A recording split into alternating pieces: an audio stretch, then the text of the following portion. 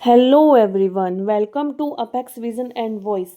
मैं हूं तरनदीप कौर और आज की इस यूट्यूब क्लास में हम करने जा रहे हैं राजस्थान सूजस से राजस्थान का करंट अफेयर। ये है हमारे सामने उसके मुख्य facts. World Cadet Chess Championship 2025। World Cadet Chess Championship 2025 में राजस्थान की कियाना परिहार ने कांस्य पदक जीता है। वर्ल्ड कैडेट शतरंज चैंपियनशिप अलमाटी कजाकिस्तान में हुआ था। अंडर 8, अंडर 10, अंडर 12 खुली और बालिका श्रेणी में इसमें भाग लिया जा रहा था। इसमें भारत से 10 वर्षीय कियाना परिहार ने कांस्य पदक जीता।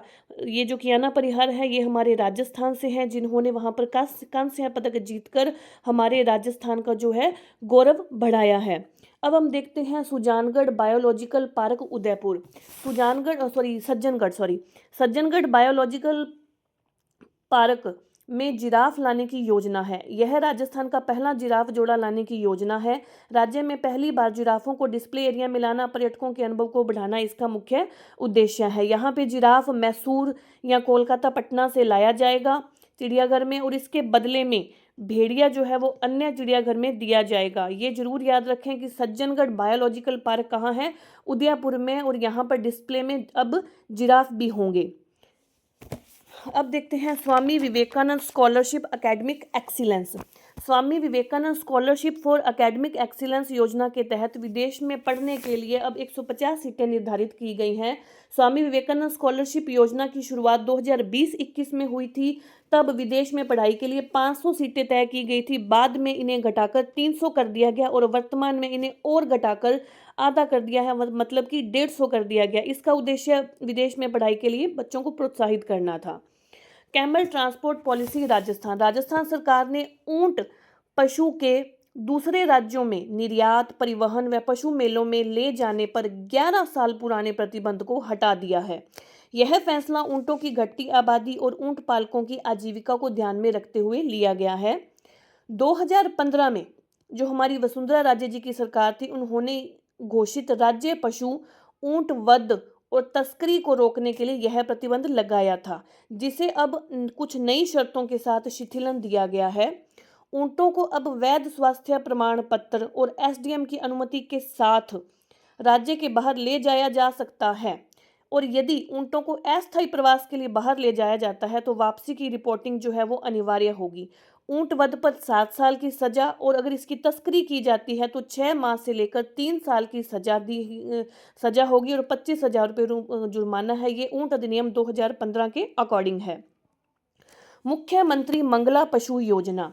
मुख्यमंत्री मंगला पशु बीमा योजना में पशुपालकों के देशी और संकर दूध देने वाले पशु और भारवाहक पशु या अन्य रोमंथी जो पशु हैं उनके लिए 1 वर्ष के निःशुल्क बीमा किया जाना प्रस्तावित है। इस योजना का वित्तीय वर्ष 2025-26 में शुभारंभ हुआ है। पहला बीमा जो है वो अजमेर जिले के जिरोता गांव की सुरता देवी की 2 भैंसों का हुआ है। इसमें 5-5 लाख रुपए दुधारू पशु के लिए, 5-5 लाख रुपए भेड़ बकरी के लिए और 1 लाख रुपए उष्ट्रवंश मतलब कि ऊंट पशु के लिए बीमा कवरेज जो है वो प्रस्तावित है।